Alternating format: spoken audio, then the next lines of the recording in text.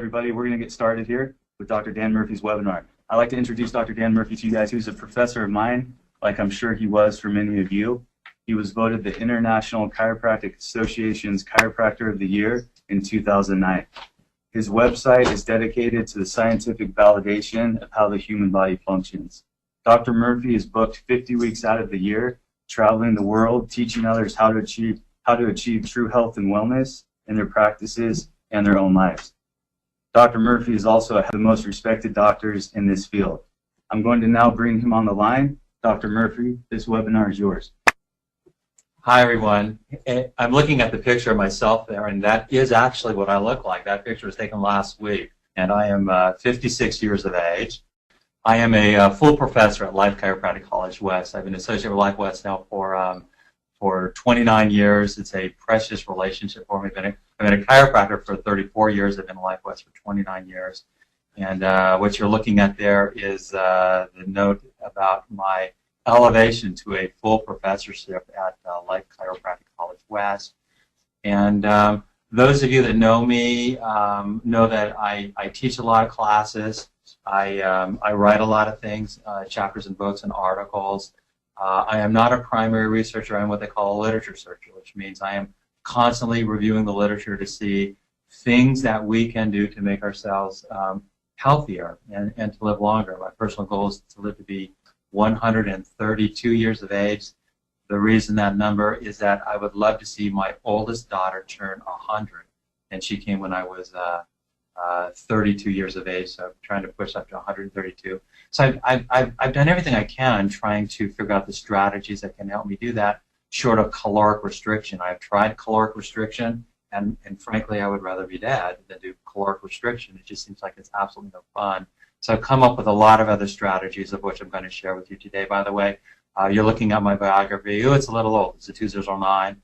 But you kind of get an idea about who I am and what I've accomplished in my career so far. What I did yesterday is I went to the PubMed database, and for those of you that are unfamiliar with the PubMed database, the PubMed database is, quote-unquote, the real literature. The PubMed database is the search engine for the National Library of Medicine of the United States of America that is physically located in Bethesda, Maryland. This database has around 20 million articles, probably just over that now. It tends to log in about another 7,000 articles per day. And looking at what makes us old or what makes us ill, the theory that is most prevalent in the literature is called the free radical theory of aging, and that you can search it very easily by just going to the PubMed database and typing in reactive oxygen species, which I did yesterday. By the way, the call letters, if anyone want to do this on your own, is www.pubmed, which is PUBMED.gov. And then that will give you a page where you can type in whatever you want on the search bar. Last night I typed in reactive oxygen species, and just take a look. There's 113,166 articles that will be pulled up by typing in those keywords as of last night. I also typed in the words on a product that I'm going to talk about today. It's called Protandim. If you go to the PubMed database and you type in Protandim, there are 8 articles that have been published so far. All of them are fun. All of them are very interesting. The one that I'm going to talk a little bit extra about is the very first one that was ever done, and it's number 8 here. So a little bit later in the presentation, I'm going to show you some specific components of that article. But if you look through all of these articles, but the very first one, which is the most recent, all the rest of these articles have a common author, and it's this guy here. His name is Joe McCord. And McCord's going to be a big player. I mean, this guy discovered one of maybe the most important thing in longevity, and he did it back in 1969. Yet a lot of people, including healthcare providers, do not understand what it is. And so part of my assignment this day is to make sure that you know what it is. I went to the very first out of those 113 plus articles. The very first article on free radical and aging was done by this guy, a guy named Denham Harmon. And he was from the University of California at Berkeley. And he got it published in 1956 in the Journal of Gerontology. So this is what they call the PubMed abstract. So I just popped it up. And then, as you can see over here, you can get the full article. So I did that. And I just scanned it into my presentation. And it's 1, 2, 3 pages long. But I scored certain parts of it. jumping back up for a second, Aging, a theory based on free radical and radiation chemistry, Denham Harmon, MD, PhD, from the University of California at Berkeley, which is not too far from Life Chiropractic College West, where I'm part-time faculty. Both are in Alameda County in Northern California. The parts that I scored: deleterious side effects of free radicals, which are normally produced in the course of cellular metabolism. Since genes would be expected to be attacked occasionally, it would be anticipated that mutations and cancer would result. A slow oxidation of connective tissue by molecular oxygen catalyzed by metals. And this is going to be important for us this day, this presentation. Looking at metals right here. Metals are important because when we get in contact with metals, we increase the productions of free radicals, which means neutralizing these free radicals becomes ever so much more important. Further down says increased cellular concentrations of an easily reduced compound such as cysteine, which affords some radiation protection, would be expected to slow down the aging process and thereby to put off the appearances of diseases associated with it. The key word in this paragraph is actually the word cysteine, which is why I scored it under with red there. That's because cysteine is an amino acid. And the key is when cysteine exists as a component of a protein, and that proteins are put together by genes. So that if you could turn on genes that produce proteins that have cysteine, you are better at neutralizing free radicals. Now, this is 1956, and remember, this is part of what I will tell you Dr. Joe McCord did.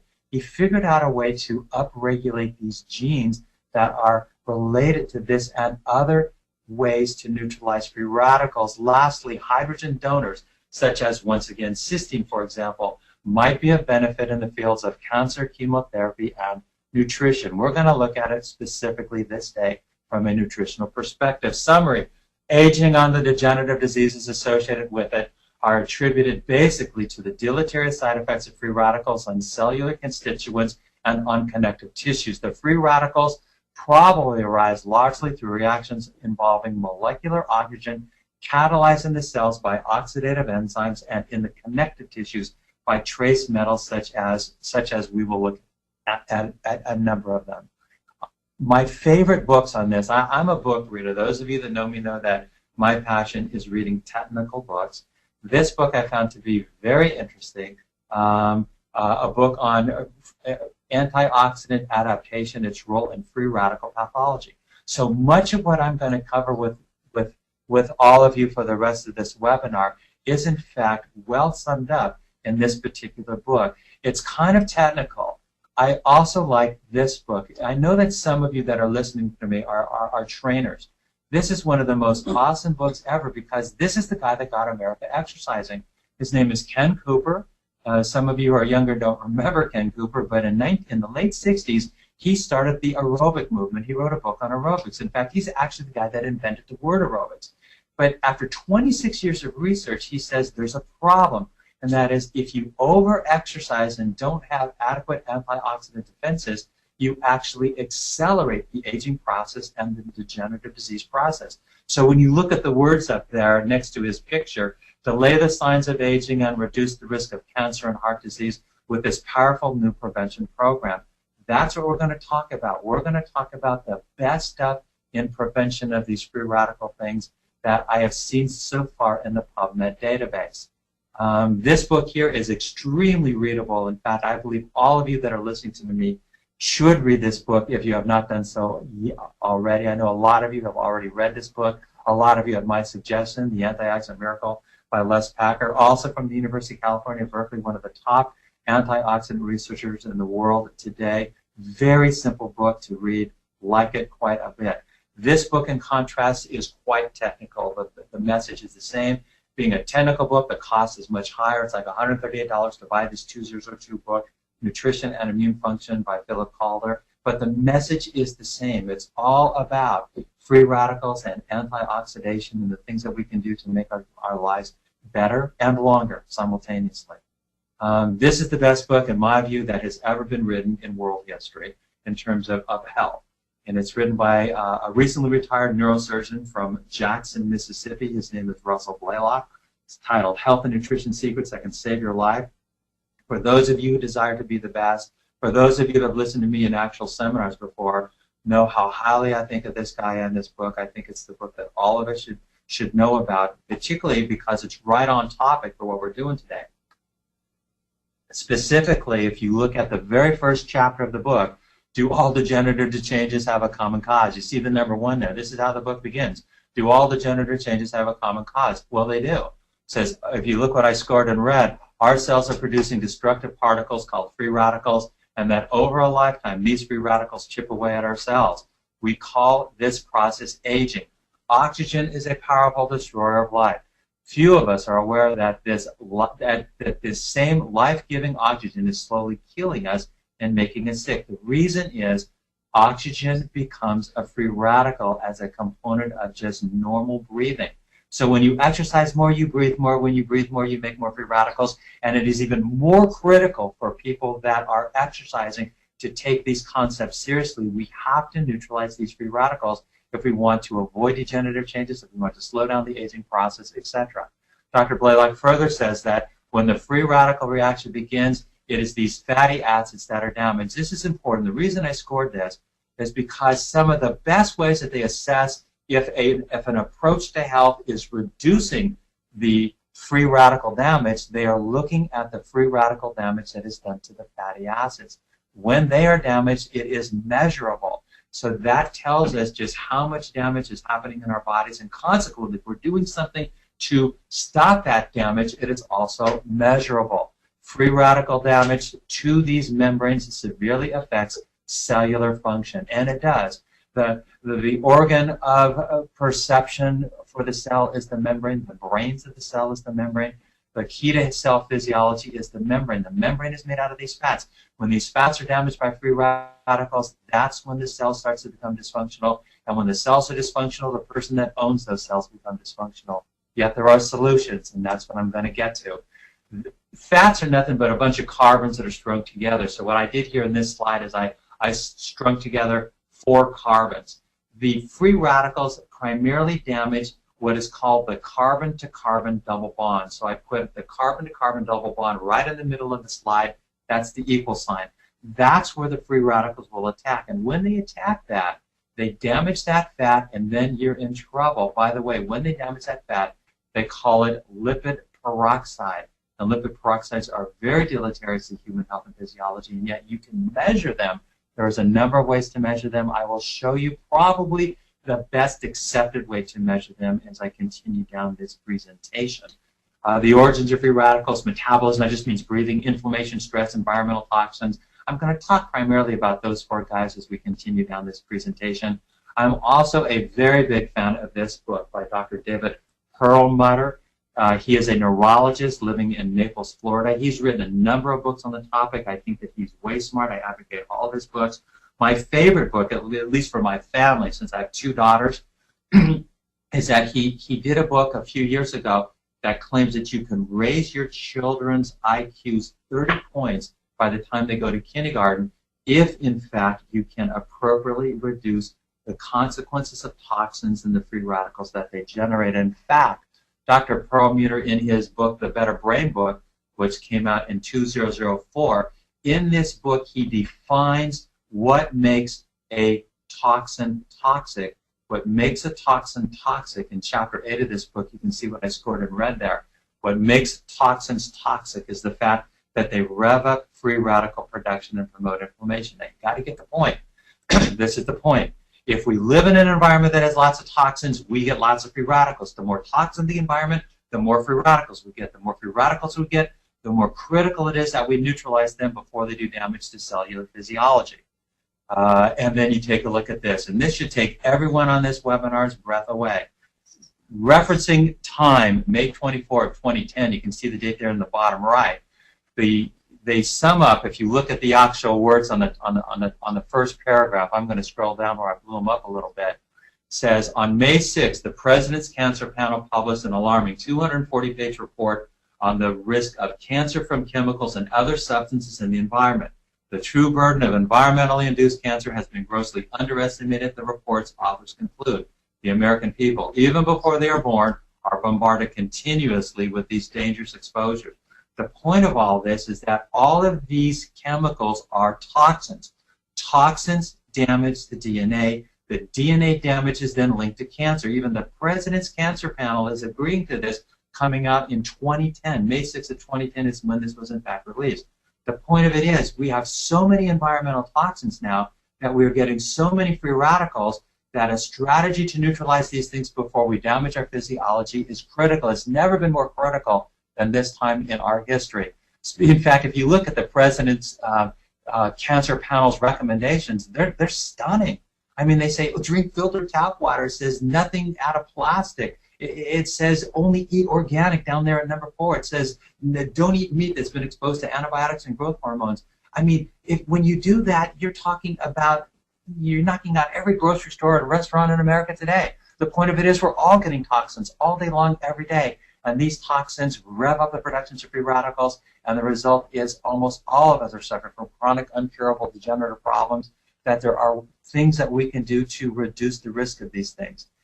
This one coming out of Time just very recently, coming out in May of this year, in the Health and Science section. If you just look at the words on the top, that are scary. Each year that I scored and read, each year about 27 trillion pounds of chemicals are produced or imported in the United States. Widely used chemicals like bisphenol A, phthalates, and pesticides are associated with long-term health problems in children. Most of them come from pesticide residuals on fruits and vegetables. The point of it is, even when we're eating good, like fruits and vegetables, we're getting exposed to chemicals that are toxic, that rev up free radicals, that damage our health and our physiology. Probably one of the best books ever written on these concepts. It's over 1,000 pages, specifically 1,084 pages, coming out in 2006, Oxidative Stress, Disease, and Cancer. What is important in this book is that the central theme is the mitochondria. We're looking at that picture right there, the center of that picture. That's the mitochondria. The mitochondria is the primary generator of the free radical, but it is also the primary thing that is damaged by the free radicals. Consequently, the mitochondrial health is key to understanding health and physiology. This is more of the same particular book, including this picture, which is one of my all-time favorite pictures.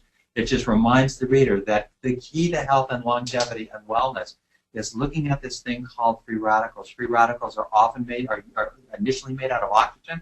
Consequently, they are usually referred to as ROS, which stands for reactive oxygen species, which is that little star thing there in the middle. And all of the different things that drives the productions of free radicals, including low antioxidant defenses. I mean, strategies to crank that up are wonderful benefits to human health and physiology. You look at a lot of these other guys that are around here, and they are things to avoid. And as a chiropractor, I was thrilled that right here in the top right corner, they actually included the neurochemical consequences of the chiropractic subluxation as being a driving factor in the productions of free radicals. Again, we don't want to produce these free radicals, but it's going to happen because we live in a world that is full of toxins. Can we neutralize these guys before they do damage? Wait till I show you some of the studies, man. They're thrilling. This book here is just more of the same, showing you that these things just are never stopping. They're never going to stop. A 2008 book, Oxidative Stress and Aging from Model Systems to Human Diseases. Take a look at what's on the cover of their book. Aging, a Theory Based on Free Radical and Radiation Chemistry by Denham Harmon, which we had earlier in this presentation. This book here, Mitochondrial Medicine, also coming out in 2008. These are expensive medical texts. It costs a couple $100 to buy. Those of you that have seen me on the road doing my classes know that I go over facets of these books that I think are appropriate to the class, but they're fascinating to know because once you do this, you get a unique perspective on health, disease, and degeneration, and the things that are necessary in order to change the tide, in order to change what's going on, in order to help people who desire to live healthily to 132 actually have that potential. That, once again, is my personal goal. All of these guys are talking about the mitochondria. Remember, the mitochondria is the organelle within our cells that makes us energy. It gives us the energy to be 98.6 degrees Fahrenheit and to move our muscles and to talk and to listen and all of these things. It's based upon this energy. But the problem is, as we make this energy, we also make free radicals. And these free radicals are probably the key to health and longevity and to aging and to degeneration. So if we can figure out how to get more energy and less free radicals, that's going to be a component of the desired effect. This is another book, this one coming out even more recently. This is a 2011 book. Dr. Lauren Klum is the second author there, if you look at it, and I know her. She is the daughter of the former president of Life Chiropractic College West, Dr. Jerry Klum, who I think the world of, and I know his daughter quite well, and I see her around, and I acknowledge her as being a very smart person who I always want to claim that I have some influence on the students that I've had that go on to make their own way and do things like this, because this is sort of the message that I share at the college. The bottom lines are here. Antioxidants. Now, most everybody knows what an antioxidant is, but a lot of times there is some confusion, and that confusion is actually the main theme of this webinar. Exogenous antioxidants are antioxidants that almost everybody knows about. Exogenous antioxidants are ones that your body cannot make. They must come from your diet, like vitamin C and vitamin E. Our bodies can't make these things. They have to be in our diets. And there's literally hundreds and thousands of more that typically go into our bodies by the consumptions of fruits and vegetables. And these guys are excellent at neutralizing free radicals that live in our blood vessels and other tissues. However, there is another group of antioxidants, and it's called the endogenous antioxidants. Endogenous antioxidants are not part of our diets. They are made by our DNA. There are many of them, but the main three guys are called superoxide dismutase, catalase, and glutathione peroxidase. These are the main three endogenous antioxidants, and these guys are critical. They're now acknowledging these guys are critical. They're different than the exogenous guys who are critical for neutralizing free radicals in our bloodstream. But the ones in our bloodstream are not as good at neutralizing free radicals that are inside the cell membrane. The ones that are inside the cell membrane are largely, completely dependent upon the endogenous antioxidant array. And that's because superoxide dismutase, catalase, and glutathione peroxidase are made by the DNA, which is inside the cell membrane. So these are the ones that protect the cell from the inside. And so they're critically important in human physiology. In fact, this reference that I put here that came out in 2006 says endogenous antioxidants have enormous advantage over exogenous antioxidants. The context of that is inside the cell itself. This guy here is an important player in all of this. If you look once again at the prior slide, the first endogenous antioxidant is called superoxide dismutase. I'm going to show you a little bit of its physiology momentarily, but you should know this. This is the guy that discovered it. His name is Joe McCord. And Joe McCord, if you remember when I did the Protandim database search in the National Library of Medicine using PubMed, this guy was a co-author on 7 of the 8 articles that have so far hit the PubMed database. And he discovered superoxide dismutase, and consequently, he is a pioneer in changing the whole way we think about free radicals and antioxidations. Joe McCord did this in 1969, and the result, he got the Kresser Medal, the Elliott Kresser Medal, and other recipients include none other than Henry Ford, Orville Wright. This gets closer. ASE, superoxide dismutase, ASE. ASE means it is an enzyme. All enzymes are proteins. All proteins are assembled by our DNA. The 3 main endogenous antioxidant protein enzymes made by our DNA are superoxide dismutase, see the ASE there? Catalase, once again, see the ASA there? And glutathione peroxidase. Hey, by the way, it's the glutathione that has the cysteine amino acid that makes it in part work so well. The real technicality of it, and this isn't too bad, it can be way worse than this. This is not that bad. If you kind of look right here, we make the energy of life, the ATP of life, the energy that makes us work, we make it out of oxygen and glucose. Fortunately, about 95% of the oxygen and glucose that we consume goes to make ATP energy. The problem is about 5%, at least from the writings of Dr. Russell Blaylock, about 5% create free radicals. Often because these free radicals are made out of oxygen, often they're referred to as oxygen-free radicals. Often they're called reactive oxygen species. So just simply abbreviated, we saw that one star picture, ROS. The first reactive oxygen species free radical is called the superoxide free radical. The superoxide free radical can be dismantled into hydrogen peroxide, that's H2O2, plus water, but the dismantling is done by an endogenous antioxidant called superoxide dismutase. This is the one that was discovered by Dr. Jill McCord. Then the hydrogen peroxide should further be catabolized, and it is, by another endogenous antioxidant called catalase and one called glutathione peroxidase. These guys have the ability to take the H2O2, the hydrogen peroxide, and convert it into totally inert and good for us molecules, specifically oxygen plus water. A combination of 5 medicinal plants have been proven to increase the production of the endogenous antioxidant array, upregulating the DNA. These plants are upregulating the DNA production of 5 antioxidants. So I've listed them there for you. All 5 of them have been put into a patented product called Protandim. The way I found this is just by going to the PubMed database and typing in Protandim, and those are the 8 studies that have come up. Now, I have personally been taking Protandim for about 5 years, and I was getting it over the counter at GNC Nutrition. It has since then gone into a different marketing strategy, but this product has been out for some time, and because I'm a lit searcher with the desire to live to be 132 years of age, I started this product about 5 years ago. This is my favorite article. Like I say, there's 8. This is the 8th article that we looked at, and it's called Induction of Human Superoxide Dismutase and Catalase in Vivo, means in living people, a fundamental new approach to antioxidant therapy. Again, you look at the last author there, it's Dr. Joe McCord. He's the guy that discovered superoxide dismutase. You can see very clearly there that the product that they're using is Protandim.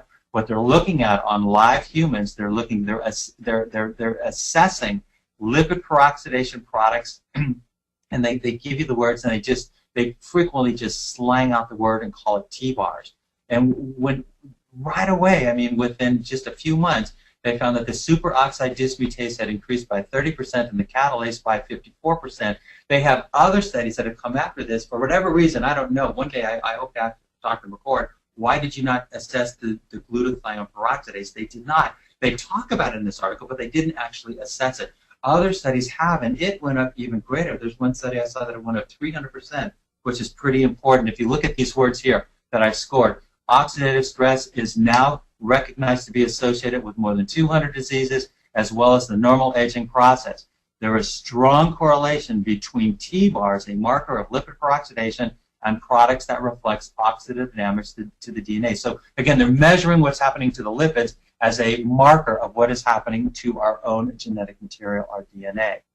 So this is the bottom line. In fact, this is my last page with you. Our planet is significantly more toxic today than ever before. I mean, there is just no doubt. If I tell my classes, both undergrad and postgrad, is that in my mind, the biggest difference between chiropractic today and chiropractic of yesteryear is the number of environmental chemical toxins that our patient population is exposed to. Because so many of these toxins are neurotoxins, and we pride ourselves on doctors that treat the nervous system. This is critically important for us as clinical chiropractors. Toxins magnify the productions of free radicals. I mean, this is the work of Perlmutter. It says, our people are living in silent inflammation. Our average omega-6, omega-3 ratio is about 25 to 1. It should be less than 4 to 1. Inflammation also drives the production of free radicals. Free radicals are the ultimate cause of aging and degeneration. This is a winning strategy. Balance your omega-6 and omega-3. 2, avoid toxins. Look at the President's Cancer Panel stuff. Look at their 10 recommendations. Avoid toxins. It's just a no-brainer. Don't put toxins in your body. Ramp up your detoxification protocols, as well as what is healthy eating. I mean, most people don't have any clue as to what healthy eating is. Take your exogenous antioxidants. I mean, they work different than what we're doing this day, and you should still do that. And lastly, upregulate your own genetic endogenous antioxidant array. This is some of the ways that low-level laser therapy works, but as far as I can tell, the protocol that has more research behind it than anything else, it's taking this product called Protandim. So as far as I can tell, all of us should be doing all of these every day, and a lot of us are, but we have missed this upregulation of the endogenous antioxidant array on a daily basis through taking a really simple combination of 5 medicinal plants that they put together called Protandim.